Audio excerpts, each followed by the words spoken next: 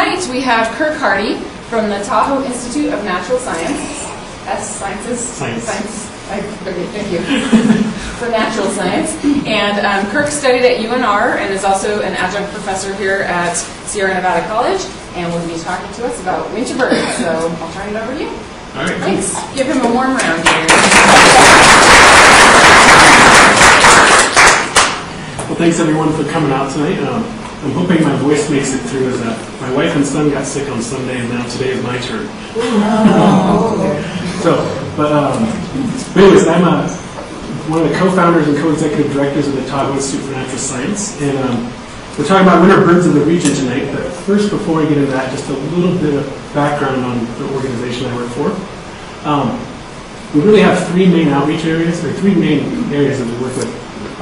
The main one being our research, which we do a lot of wildlife research in the basin, birds, insects. We've done some tiger beetle studies.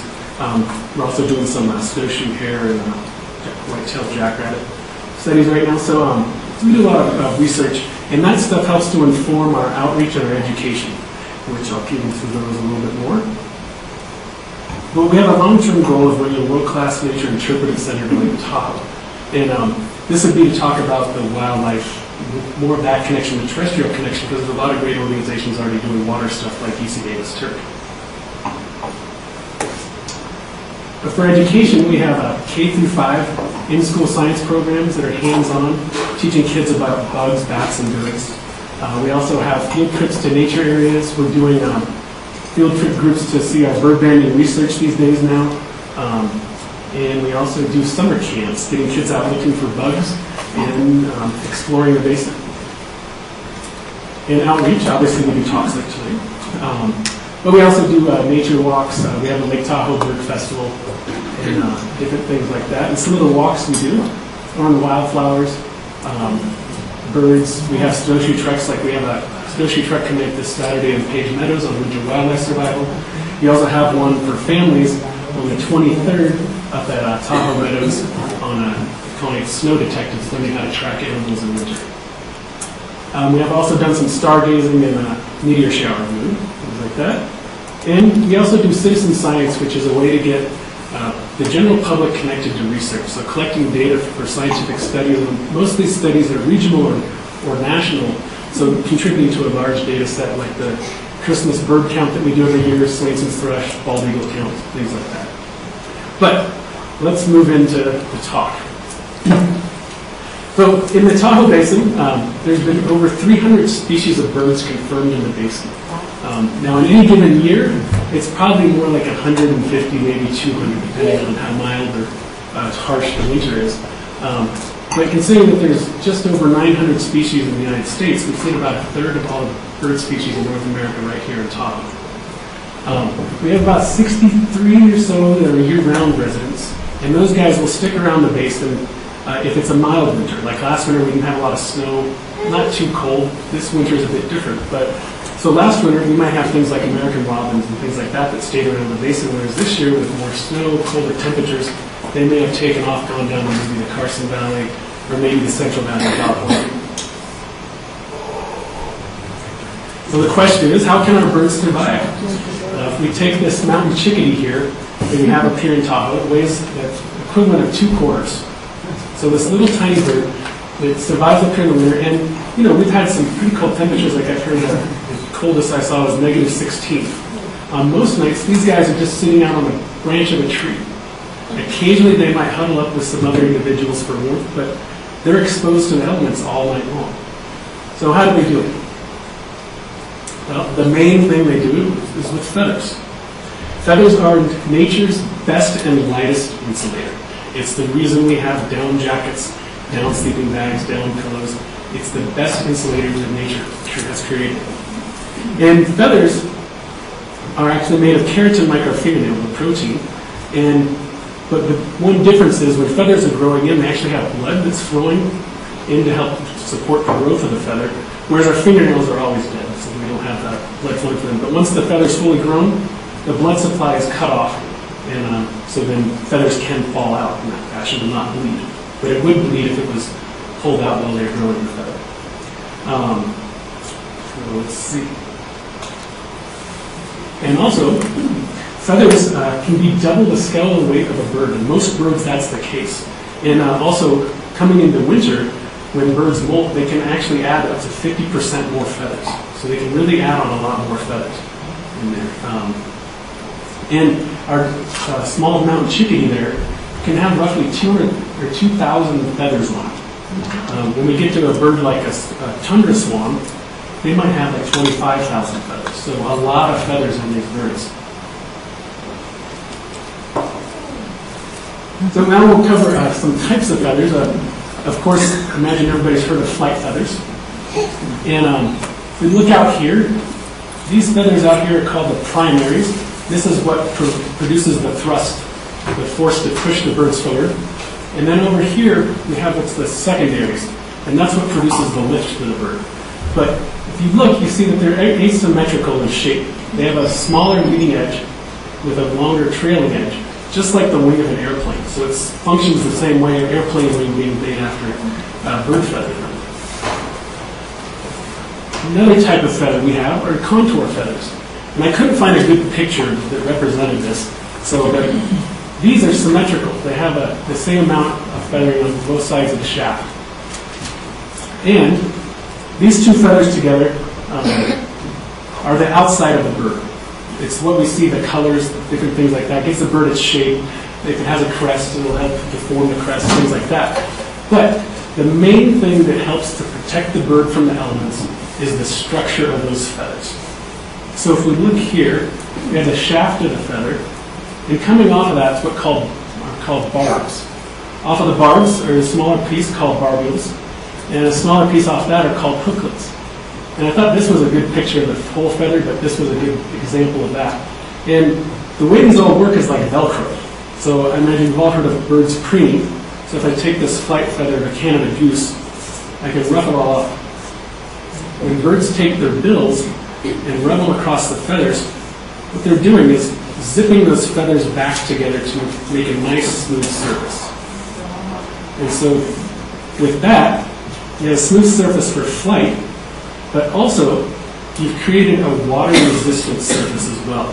So that tight structure that gets down really tight in there makes it so the water is repelled from feathers. So water will actually sit on top of those feathers. I don't know what bird that's from, but it could be. And this being a contour feather there, as you can see, the symmetrical, the barbs are symmetrical on both sides of the feather there. And another type of feather that's important, very important for protecting birds from the elements are down feathers. And these guys, they're kind of wispy. And the more space, the more air that can be trapped in between these feathers provides more insulation for the birds. So on the outside, we have those contour feathers, and then our down feathers, and then the skin. And those down feathers in between provide a greater or lesser barrier to the elements. If we go back to our contour feather, you can see down here, downy barbs down here. A lot of the contour feathers also have an aspect of downy feathers to them. So they're providing the water-resistant outer plumage of the bird, but also providing some insulation qualities on the inside of the bird. But another feather that can help with, that helps to shape the appearance of the bird, sometimes provides some color in different parts of the bird, are what's called semi-plumes. And these actually sit between the contour feathers and the downy feathers. And so they have a little bit of an insulative property, but really it's those downy feathers that provide the warmth on the inside. There's a couple other types of feathers, but the bristles over here are more sensory. A lot of birds have these around their mouths, will help them to detect birds and insects and fly at night for different birds, things like that. Then we also have phyloplumes over here, which are also sensory, but also can be used in mating displays. But getting into those is a little bit of a different talk. Back to our birds here. This is our dark-eyed junco that we have up here in Tahoe. And juncos are the most numerous forest bird in all of North America. So our juncos will stick around for the winter year, or stick around Tahoe year-round. But this is what they would look like in summertime. They've got their feathers folded down nice and neat. But in the wintertime, if it's really cold, birds can puff up their feathers. And what's that doing is it's creating more space between the outer feathers and the skin so that those downy feathers in between can really start to warm up that air in between and create that nice warm barrier for them. So it's really like these guys can put on and take off a jacket just in how they're moving their feathers. And each feather that grows in, excluding the phyloplumes, has muscles around it. So birds can really control every single feather on their body just about. You notice another thing that this guy is doing over here is in this picture you can see his legs, the bottom of his feet there.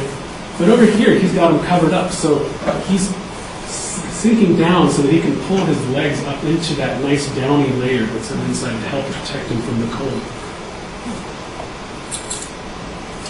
And just to expand on that a little bit more, the American robin, you can see he's got one leg sticking out there. So, other birds, a lot of are herons and things like that, ducks, gulls. You'll see a lot of times standing on one leg. Well, they're doing the same thing. They're pulling that leg up, keeping it close to the body, and within the feathers so that it's keeping the leg warm. And then when the other leg gets too cold, it'll drop the other leg down. So they can go back and forth with that. All right. So, we've covered a little bit of how they survive the winter. Now, how do they get here? There's three main strategies, or ways, I would say, that birds end up here. One being migrants, birds that regularly come to the area, we expect them every year. Get into Irruptive in a little bit, and then also vagrants and strays. So, when we think about migration, most people think of it as the seasonal migration that birds from the north travel to the tropics and then back again. And migration is actually a lot more complex than that. There's altitudinal migration, there's east-west migration. If you get into the ocean, there's birds that are migrating the whole year round. So there's that, but in general for birds, what we're going to say is that movement from wintering grounds to breeding grounds and back. So, and it's something that's seasonal, predictable, and happens every year.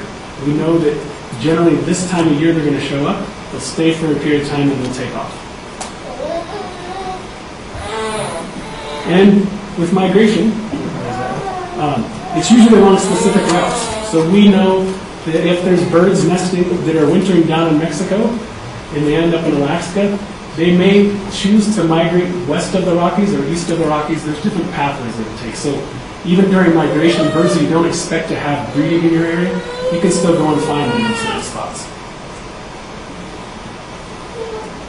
And the main reason that birds do this is reproduction. Ultimately, the benefits outweigh the costs. The birds that are migrating to nest have a greater chance of success than the birds that aren't. And it's just different strategies, but the birds leaving from the tropics coming to here have more resources available to them. So if you imagine going out to our Tahoe meadows in the summertime, it's nice and green, the wildflowers are out, and of course the mosquitoes are trying to eat us alive. The birds are all coming to here to take advantage of that. So, but then the birds that also come here in the winter might be traveling all the way to the tundra and the boreal forest, where there's even more insects that are coming out in the summer. And there's also longer day length. Here in the summertime, I think we get up to like 14 and a half, maybe 15 hours of sunlight. These guys traveling up further north have 20 to 24 hours of sunlight that they can use to forage to feed their young. So ultimately, the cold is what pushes birds away from areas in winter, but it's really the food sources that are becoming less that push them down to further areas, to the south. So in our first bird that migrates to the area is our Cedar Waxwing. And so I'm going to show you guys this map over here. So the orange area up here is where we can find them in the summertime. The green area in the middle is where we can find them year-round. And the blue area is where they go to spend the winter. So you can see Tahoe right there is in the blue area. But our Cedar Waxwings are named for the waxy secretion that they have on their secondaries right here. Now, ornithologists don't know why they have that secretion, why it comes out that waxy, but it's believed it's something to do with mating and displaying the mates. But they haven't been able to connect it to anything yet. But these guys come down, and they're primarily fruit eaters. In North America, we don't have a whole lot of birds that are specific to fruit eating. In the tropics, there's a lot of birds, but up here, not so much. So they're unique in that sense, and they're also unique in that they'll swallow seeds whole. A lot of birds will regurgitate seeds back out, but cedar waxwings will pass them through, so ornithologists have actually been able to determine how long it takes for them to digest foods based on how long it takes for them to pass seeds.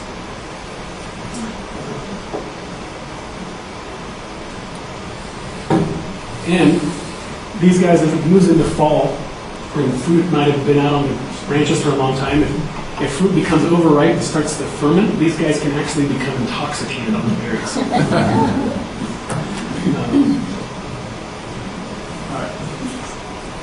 And part of their mating ritual is a male will pick a berry and he'll pass it to the female. And the female might scurry down the branch a little bit, come back to him, pass the berry back.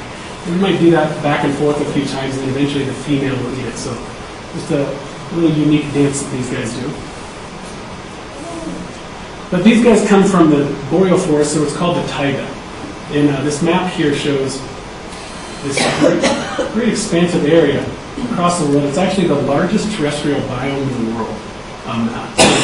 The oceans obviously being bigger than that, but you can see that as you get to the farther north area of this, it's really a much more open forest than we have down here.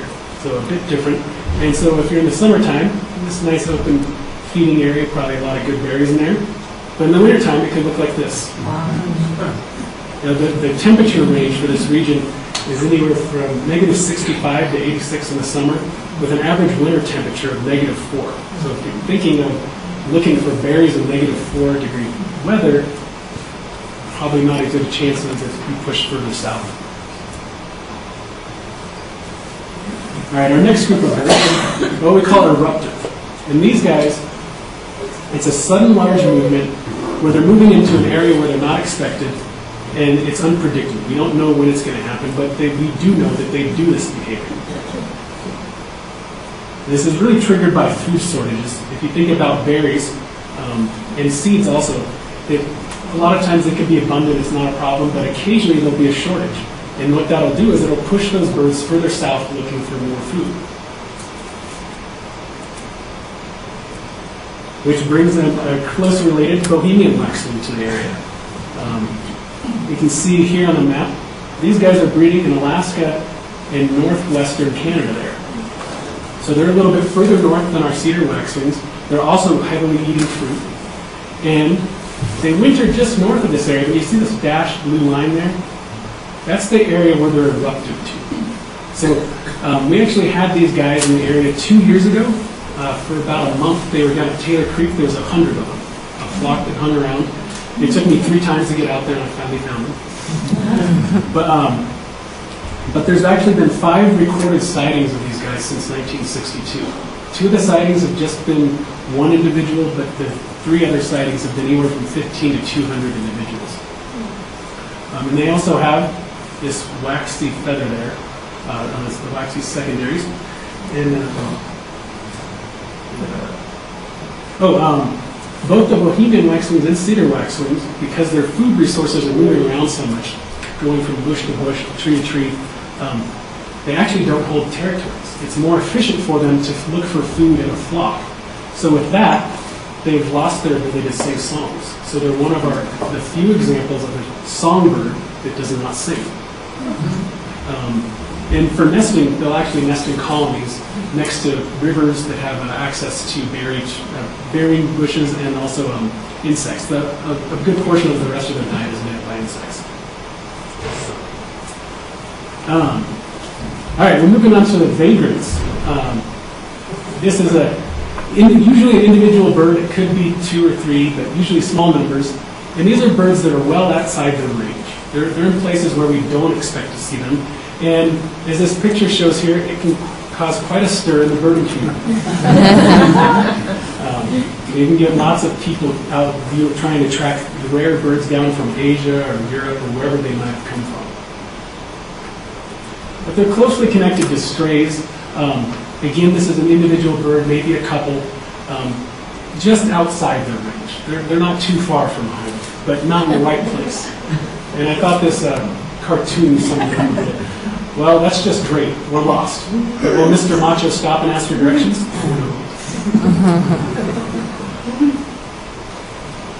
So why do we get vagrants and strays?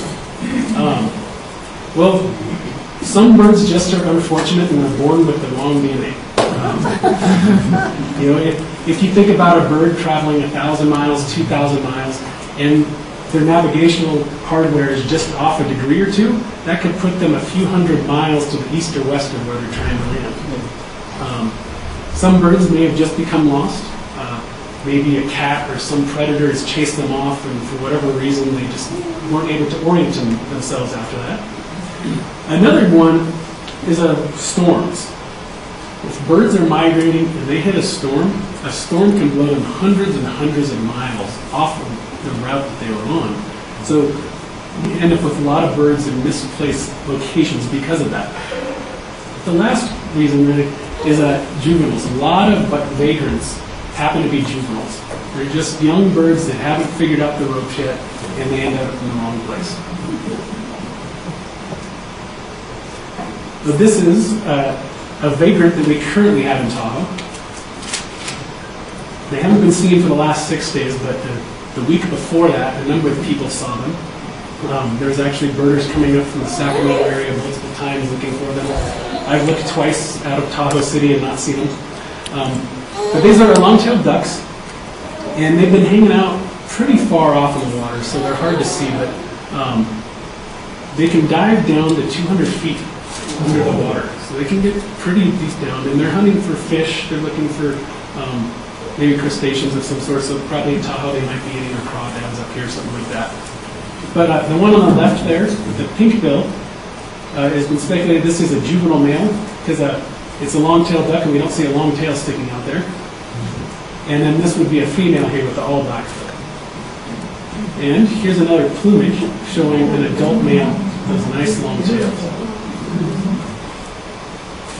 Now, see here that these guys are nesting really up in the Arctic Circle. So over into Russia and then northern Canada, northern Alaska, and along the coast from there. And then they'll winter down to the north part of Oregon, along the east coast as well. So you can see that they're well out of their expected range showing up down here in Tahoe. But another thing about these guys is their plumage. Most ducks molt twice. So we see, think of our mallard duck with the nice green head. They're wearing that for probably all but 3 weeks of the year. And for 3 weeks, they're just plain, they look exactly like the females, except the yellow bill. So, but these guys are actually molting 3 to 4 times a year. It's a complex molt where it's like not a complete, some individuals are doing it slightly different than other individuals, but essentially from March through December, they're molting. So there's a lot of different plumages, and like one of the things I came across was saying that when they're on their wintering grounds, they're in their breeding plumage. When they're on their breeding grounds, they're in their wintering plumage. So the bottom line is it's complex and not understood yet.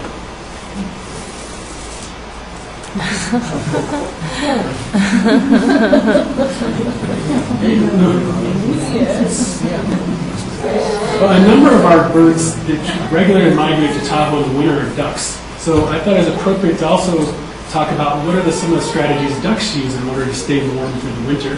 Is these guys are swimming through water that's almost icy and almost frozen, or walking across icy lakes and things. So ducks and gulls actually have this. It's what's called a countercurrent heat-exchange. So on the left, we have what's called warm weather, where the blood on the artery coming from the heart, it's oxygenated, has all kinds of nutrients, will just pass by this heat exchanger here. And there's what's called a sphincter muscle that can close to push blood over or not. In the wintertime, these guys can close that sphincter muscle, and it pushes the warm blood over here, where it connects with the cold blood coming up from the feet and the legs, so that they can move heat from the body over to that cold blood coming back up, so that when the blood leaves the body, it cools off, but when it's coming back in, it's warmed back up. So that's the simplified chart. Over here, this right here is the countercurrent heat exchange. So countercurrent being that the arteries going down, the veins going up. But it's got, let me back up. When arteries and veins leave the heart, they're usually at their largest. the largest diameter that they'll have. And as they get out to the extremities, they get narrower and narrower. In this countercurrent heat exchange, they actually stay the same size through here and out into the feet. But up here is where they get small. And where they're getting small, what they're doing is they're branching out and intertwining so that they can have the heat more efficiently move over to the veins, pushing the deoxygenated blood back up into the bird. And this is, did that all make sense? And so this blood moving back into the feet there, you can see that as the blood gets out towards the feet, it can be close to 0 to 5 degrees there. So the feet will usually just stay a bit above freezing. And the way they can do that is they've only got skin, tendons, and bones. All tissue that does not need much oxygen or nutrients. So they don't need to be supplying them with a lot of nutrients to keep them active. They usually just put enough warm blood in there to keep them above freezing. Whoops. So down here it's really cold. As it moves up, they start to warm up, and they can actually be close to body temperature when that blood is going back into the core of the bird. So it's been estimated that this system reduces heat loss in the feet and legs by 90%. So it's a really effective way for birds to retain that heat, not be losing it to the cold waters, which will sap heat very quickly. All right. Yes? Does that work also for terrestrial birds as well as aquatic? No, as far as I know, it only works for ducks and gulls. I was trying to find like loons and grebes. I didn't come across anything that talked about them having the same system. All right, so jumping into some more winter migrants. This is one of my favorite ducks, the hooded Merganser. You can see these guys are, ducks are separated out into two groups. We have the diving ducks and the dabbling ducks. And so this is a diving duck. They have narrow bills that have serrated edges that allows them to easily capture fish. The fish are easy for fish to get out of the bills, but the serrations on the bills help them out with that. But they also go after crawdads and things like that. But these guys only show up here in the wintertime. And they have what's called a nictitating membrane. It's another eyelid that comes down. It's like putting goggles on when they dive under the water. So it helps protect their eyes and helps them to focus while they're under the water, swimming around, looking for fish and crawdads and whatever else might be down there. If we look at their map here, you can see that they're breeding up British Columbia, up into Washington, the coast of Oregon, but just showing up here in the wintertime. But much broader range over in the East Coast. The cool thing about these guys is that they actually nest in trees. So you see their nestlings over here, and these guys are at the most 1 day old, because at 1 day they leave the nest. And you can see this guy making his dive out of the nest. I tried to find a YouTube video of this, and all I came across was wood ducks. So, but if you're interested in seeing this, it's pretty cool seeing their little tiny wings flap, and they can actually control themselves a little bit as they crash down on the ground.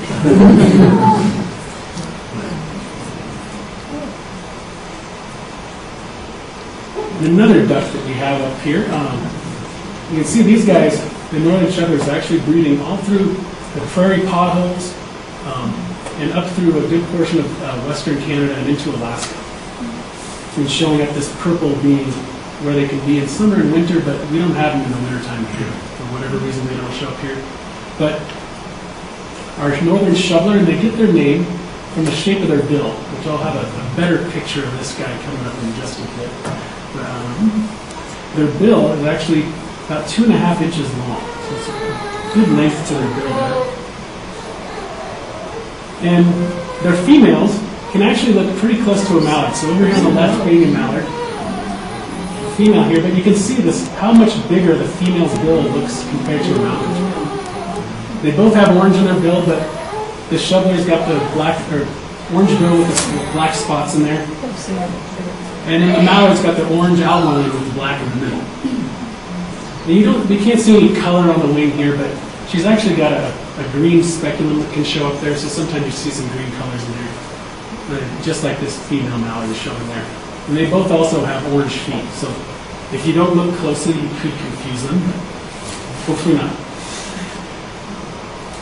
But we can see here the bill. You can see these little, can you see those little lines there? Those little serrations there are help with their feeding strategy. These guys are what we call a dabbling duck. So if you ever driven by a pond and just seen ducks sticking up in the air, could be mallards or somebody like this. And what they're doing is they're eating the vegetation off the bottom of the pond. And so when they're doing that, they're actually getting a mouthful of water at the same time, and too much water. So these little serrations on the side of the bill, they have 110 of them going all the way around, allow that water to drip out of the mouth while they're just eating the vegetation. And this is a nice look at the way that the bill comes out to a bit of a spoon at the tip there. And I think it makes this guy look a little angry.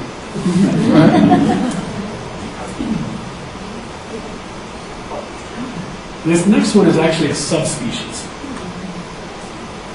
We actually have white-crowned sparrows in Tahoe year-round, but we have two subspecies. One that's here nesting in the summer, and then we have Gambel's white-crowned sparrows that are showing up in the wintertime.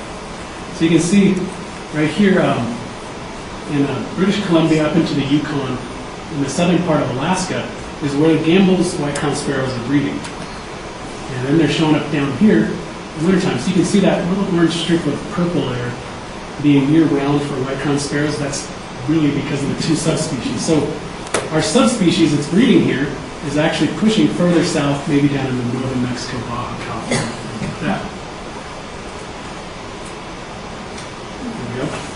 So our Gambel's white-crowned sparrows, this area right here is called a lure, and they have a gray lure, or lacking the black, that our mountain white-crowned sparrows have. So the mountain white-crowned sparrows being the sparrow that's breeding up here in the summertime. And these guys have an orangish bill, whereas these guys have a pinkish bill. So, and actually the way it works out is the end of August, beginning of September, the mountain white-crowned sparrows take off and head south. And about a week later, the Gambel's white-crowned sparrows show up. So it's almost year-round that we have them close.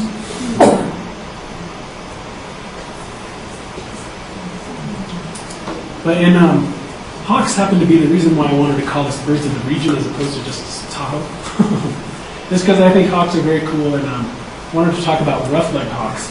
And the guy on the left is what we call a dark morph. In hawks, for some reason, there's a lot of different morphs, color phases.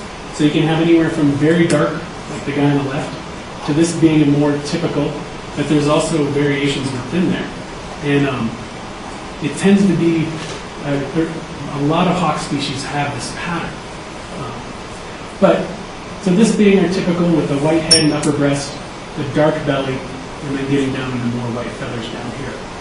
But if we look at the range map on these guys are breeding up in the tundra and a bit of the boreal forests that we get up there. So they're pushing way north, up into the Arctic Circle for breeding. And then they're covering a good swath of the United States, just excluding the southeast really, in the wintertime. And I'm teaching a field ornithology course for Sierra Nevada College this year, in the spring. And Saturday we went down to the Carson Valley, and we found, let's say, 5 or 6 of the rough-legged hawks cruising around the valley down there. Another spot where we can see them is to the north at Sierra Valley? Yeah. Up at Sierra Valley. But in flight, these guys, in addition to having that white head, upper breast, and dark belly band, they also have dark wrist patches. So the end of the bird's arm and finger is really coming out to there, the rest of it being feathers. So have that wrist patch there, it's dark. You can kind of see it in the darker birds, but it gets a little bit harder. But these guys even have a bit of white going through the wings as well. And I wanted to point out, they get their name rough-legged hawk by the feathers that go all the way down to their toes. There's only 3 North American raptors that have feathers going all the way to their toes. These guys, the Ferruginous Hawk, which I'll talk about in a minute, and also golden eagles. Most likely being a strategy to help retain heat.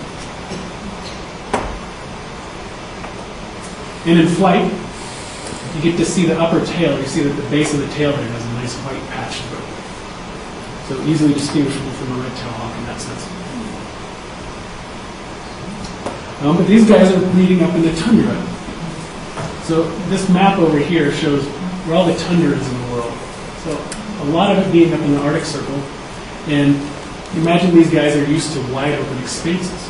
So if you think they're coming from this, Tahoe with all of its trees is not the habitat you expect to find them in. We occasionally find them in the basin, but not so often. But they do show up like Carson's and Sierra Valleys just every winter as far as I know. I've seen them in the Owens Valley too. Yeah, I mean, these guys are used to hunting in open meadows, open areas, so anywhere that has voles, mouses, things like that will provide an opportunity for them. But, if it looks like that in winter, it can cause quite a challenge in finding prey. Now, there are birds that do stick up there, like the snowy owls. They're big enough that they can punch through the snow and get down to the lemmings and things that are cruising around underneath the snow, but for whatever reason, the rough-legged hawks aren't able to do so. Just fortunate for us, because then we get to go look for it. But another wintertime hawk that we have are Ferruginous hawks. And the name Ferruginous comes from rust-like, or iron-like rust appearance. So the rust of iron appearance you can see in the legs there, and also shown up in the wings. So a very cool hawk in that it's got this nice white underneath with these good nice patches of red showing up. But again, you can see these feathers that are going all the way down to the toes of these guys. And this is the largest hawk in North America that we have. And their feet make a nice red V. You can see them in flight, but sometimes they're very pale individuals. Again, getting into a morph there where they might not have the red legs. And these guys do, their mating ritual is similar to eagles in that the male will fly at the female and they'll lock talons and they'll do a spiral. So that's another great YouTube video. Might not be able to find it with Ferruginous hawks, but if you definitely look up eagles in a spiral, you'll get a good video. Well, you can see the range map here showing up this stuff, or the north part of Arizona. Stuff, purple being where they are year-round, then they're orange where they go for breeding, and then showing up in our area for the wintertime.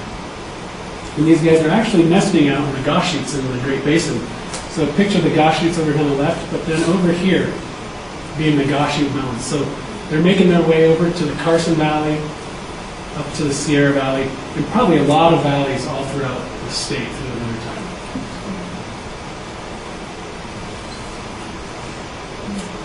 All right, well, we don't have too many eruptive visitors to the area. And this next one, the evening grosbeak, actually is a bird that we usually have year-round in Tahoe, but in the spring they can be eruptive to the area, and not every year. And these guys eat seeds. So I talked about with this waxwings, it's fruit that's driving this, whereas with these guys it's seeds that's driving it. So seed crops, for whatever reason not being present where they are, pushing further south. So you can see they spend their northern part of their range up in the lower parts of Canada, pushing down into a wide swath throughout the winter. So you can see these guys in a lot of places in the United States. But a cool thing one thing about their beaks, the name Grosbeak actually comes from German gross being large or big, so big beaked bird. But with that, they are the only North American bird that is actually capable of crushing a cherry pit. Very strong bills that they have. And these guys frequently travel in flocks when they're eruptive. So if you have a feeder out with sunflower seeds or something like that, it can be a matter of minutes where your feeder will be cleared out and done. So they can cause your feeding habit to increase in price. All right, we'll move into some other birds. This is actually a bird that we saw in the Christmas bird count down in South Lake Tahoe this year. If you look at its range map here, you see that it covers a good portion of Nevada, but it doesn't really come into the Sierra where we are. So it's not a bird that we expect to see up here, but it did show up here. So this is more of what we call a stray, a bird that's just slightly out of its range showing up here. But in sapsuckers, they do what's Well, sapsuckers are woodpeckers, and they're unique in that sapsuckers actually eat sap. So they'll go through it, and you guys might have seen this, they make what's called sap wells. So they'll set up a circuit. They'll go around, they'll try out trees. The best trees for producing sap is where they'll go and they'll make these nice rows. And so what they'll do is throughout the day, they'll go to those trees that they like, and they'll check the wells, they'll drill them out, they'll eat a little bit, and they'll just keep going around and eating from them. And I know like Taylor Creek has a pair of red-breasted sapsuckers down there that are nesting, and there's a lot of trees that have this, so you can actually see evidence of it. And I know some people have asked me, like, well, can't they girdle a peat tree and kill it? Well, most of the trees that are native to the area will actually be fine with sapsuckers because they all evolve in the same area. But a lot of our ornamental trees that people have brought in and planted in their yards, those are the ones that tend to be girdled by sapsuckers. But also, sapsuckers have a habit of hybridizing. So the red-breasted sapsucker I was talking about that we have here frequently hybridizes with red-naped sapsucker. And this little bit of red coming on the breast is showing us in this nice solid head there is really intermediate between the two. This happens a lot more up in Oregon than it does down here. It's still possible. And actually there's a yellow-bellied sapsucker on the East Coast that looks similar to our red-naped sapsucker. Just has a bit more yellow on the belly. And at one point they believed all three of those sapsuckers, the red-breasted, red-naped, and yellow-bellied, were one species. But they've now separated them out, but they still hybridize. So a lot of the species concepts would say that you have a distinct species, they don't interbreed, they don't mix, but birds don't tend to live by those rules.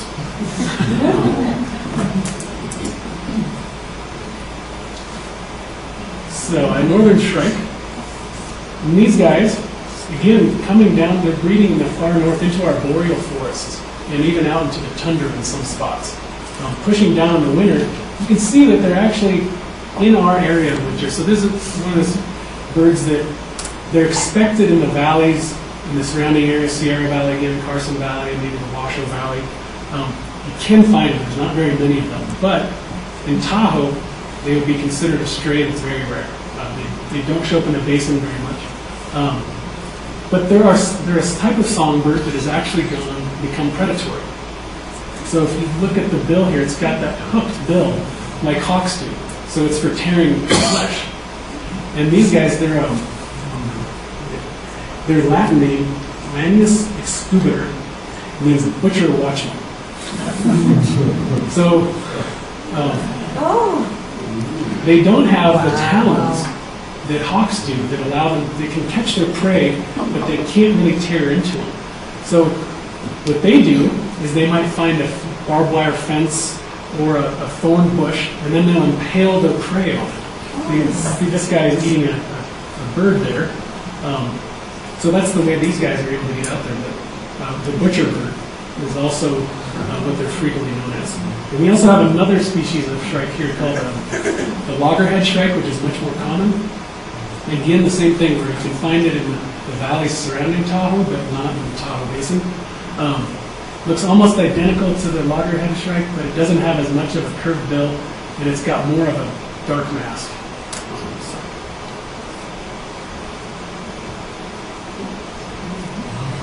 Here's another bird that I would call a stray to the basin, but expected outside the basin. Our Tundra Swans, and this is a picture that was taken by Dr. Will Richardson in November, flying over Mount Talac. So great scenery there. Here's a little better picture of one. You can see the little yellow on the bill, the upper part of the bill there. Lets us know it's a Tundra Swan, but true to their name, we can see that Tundra Swans are nesting out in the tundra. So making a good distance fly, and you can find them down in the Sacramento Valley and also the valleys around here throughout the winter. Something I found interesting with these guys is during the breeding season, these guys are up on the nest, so they're sleeping on land at night. But in winter, these guys are actually sleeping out on the water. So taking advantage of that countercurrent heat exchange to make it through the nights here. And it's probably, I imagine that's probably a predatory thing. sleeping out on the lakes keeps them away from predators like coyotes and things.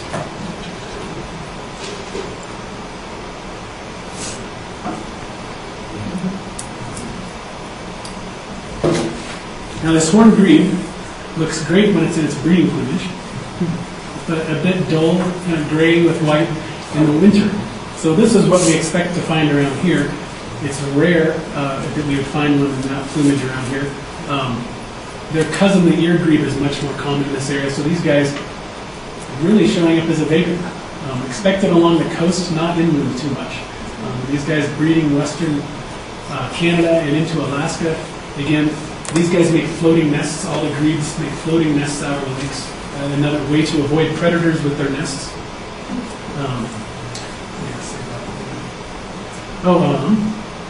Next slide here. You see that the juveniles will actually hop on the parents' backs after they're patched, and the parents can even dive underwater with these guys on their back.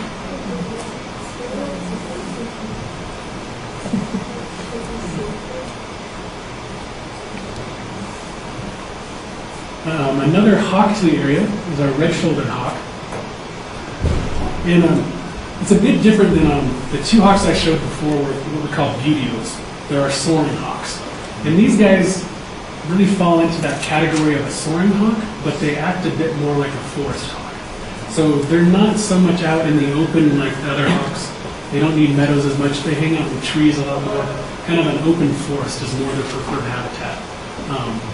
But they've got this nice red breast on them, black and white markings throughout the wings, and they also have a black and white tail that helps to identify these guys. If we look at the range map here, you can see they cover a large portion of the east coast and just a little bit on the west coast. And there's actually 5 subspecies of the red-shouldered hawk. And we have one subspecies over here in the west, which is actually separated by 1,000 miles by the next closest subspecies of the same bird. And you can see they're not expected in Tahoe. So these guys, let's say that they're strays to the basin. It's one of those things where they haven't been showing up historically very much, but the last few years they started to come more and more to the basin. And Steller's jays are actually known for imitating hawks. Imitating a red-tailed hawk is something they're known for. But Dr. Will Richardson has actually heard red-tailed hawks imitating red-shouldered hawks up here in the basin, which means there's enough of them around that they think it's worth imitating them. Even the jays are imitating? The Steller's jays are imitating red-shouldered hawks.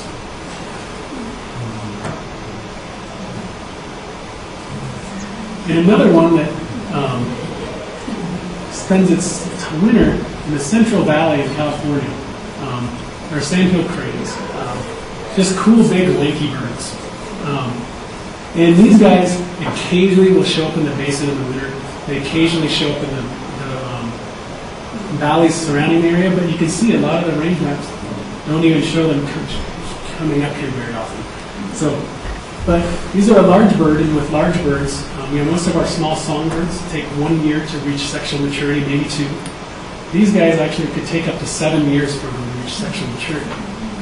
And they live to about 20 years if they make it that long. And also something that's a little unique about them is that they will actually migrate down from the tundra and the boreal forests with their young down to their wintering grounds. So you see these guys hanging out in big flocks, whereas ducks, other things that are shorebirds and things that are nesting up in the tundra and the boreal forest, don't tend to take off before the juveniles, and they just take off at the same time, but don't necessarily hang out together. And with that, I'll take any questions.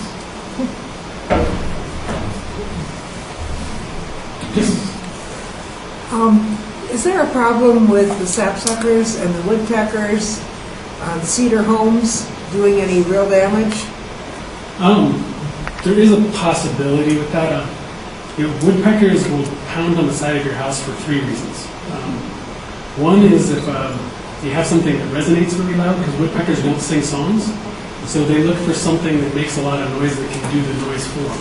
So that shouldn't cause any damage. If they decide to make a nest in the side of your house, they'll put a hole in there. But the third is if they think there's a food source in your house, they can really start making a lot of holes around there. There's a bunch of different theories on what's the best way to keep them away from your house. I had some woodpeckers create holes in my house, and I put up some streamers that are kind of like glitter. And it seems to have stopped them, but so they can do some damage to your house. There's lots of birds who do not cover you frequent this area.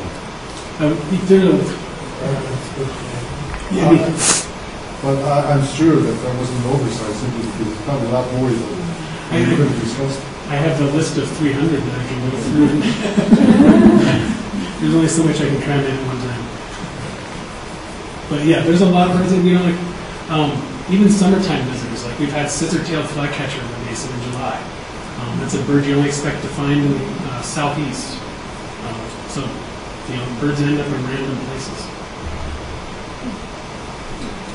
So we see tons of the Clark's nutcrackers this time of year. Do those leave in the summer? Do they come somewhere? Usually not. Usually the Clark's nutcrackers are kind of wintertime. They're moving down lower to the basin, searching for food and things. There's not as much snow, so they can still find pine nuts and things.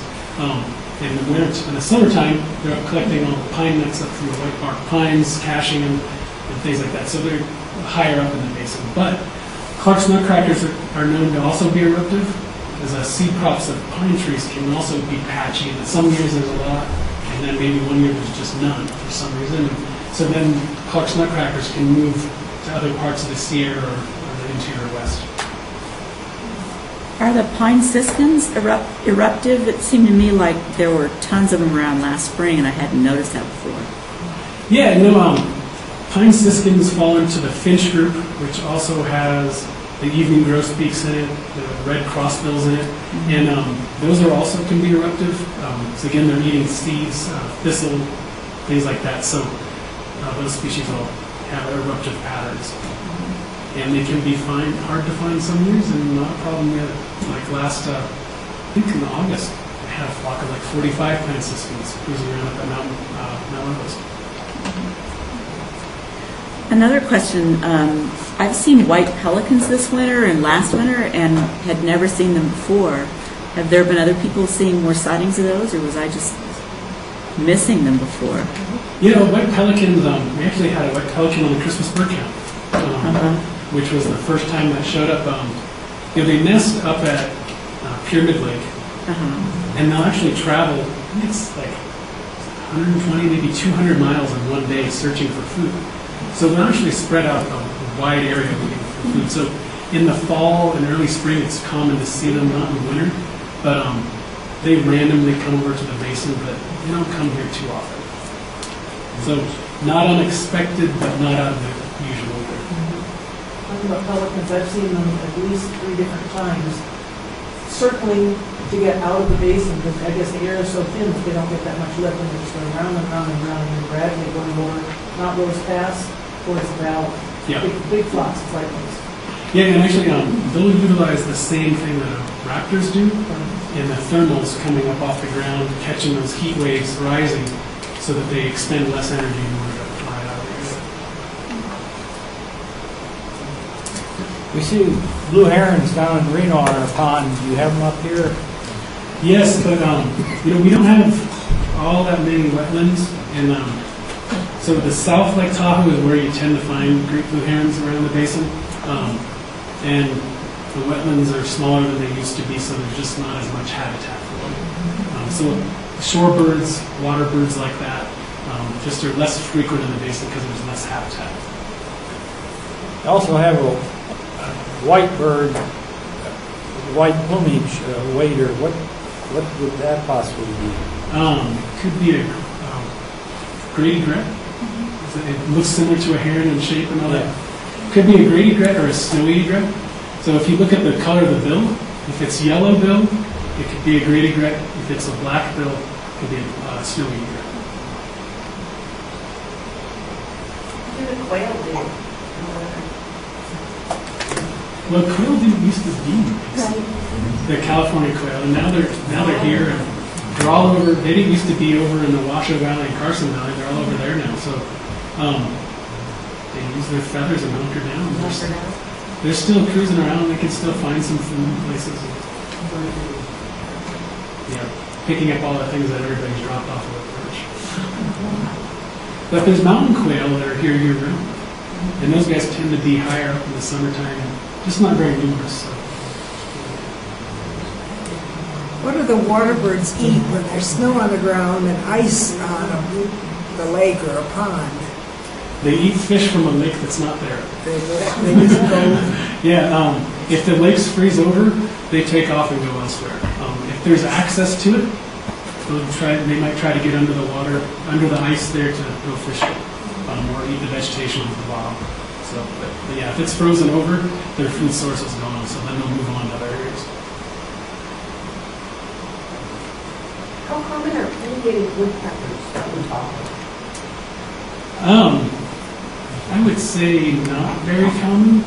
They're here year-round, but like I know there's a nesting pair in Tahoe City, a nesting pair in Blackwood Canyon. There's also a nesting pair down in South Lake Tahoe. So they're around, but their territories are so much bigger compared to other woodpeckers that there's just not a lot of space for them. Are some of these woodpeckers the ones that take advantage of burned areas? Well, woodpeckers in general will take advantage of burned areas, some more so than others, like black-backed woodpeckers have been heavily associated with burns.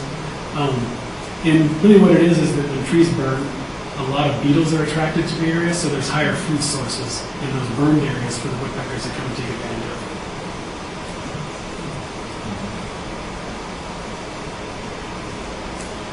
Up on Chickadee Ridge, we always talk about the chickadees up there, but the Forest Service always says they don't belong there. The question is, are they there because of tourists who feed them, or they, I mean, I know they, you're talking about like the lodgepole. I think they can live off of some of the pine cones or something. Yeah, chickadees have a very cool thing that they do, and there's a needle miner moth that lays its eggs in pine needles. And so the larvae will stay there actually for 2 winters. And the chickadees are good at finding them the second winter. And so they'll actually go in and they'll shatter that pine needle to get at the grubs that are in them. So that's one of their food sources in the winter, because they're primarily insect eaters, but they'll take advantage of pine nuts or berries and other things too. They should be up at Chickadee Ridge, or I think the Forest Service is trying to call it like Big Tahoe Lookout or something like that right now. The thinking behind it is that the Forest Service doesn't like people feeding wildlife, so they don't want people going up there and having that happen. It's kind of like, well, how much different is it than a bird feeder? So it comes down to what do you believe is the best thing to do. And, it's a challenge to feed mammals because there's a lot of diseases that go back and forth between us and mammals. Birds, not a lot of things can go back and forth, so there's a lot less risk as far as exposure to us. So they should be up there. Are they in higher numbers than they would be otherwise? Probably. I was up there at National Winter Trails Day when it was 15 degrees as a high, and the chickadees were everywhere mobbing everybody. So they were trying to get just a few more calories that day. Well, because there have been days that I've gone during the week, and there are very few. It's like, do they know we're gone or something? They know when the weekend is? Yeah. It's smart. So I just want to say, anecdotally, I had a class that went out censusing chickadee begging behavior, and it was very specific around the trail. So when we went off trail and stopped and listened, the chickadees weren't there. And as soon as we got close to the trail, even without food, the chickadees started begging. So they seem to know where people are. And what's that? You guys are right on the money, 7 o'clock. So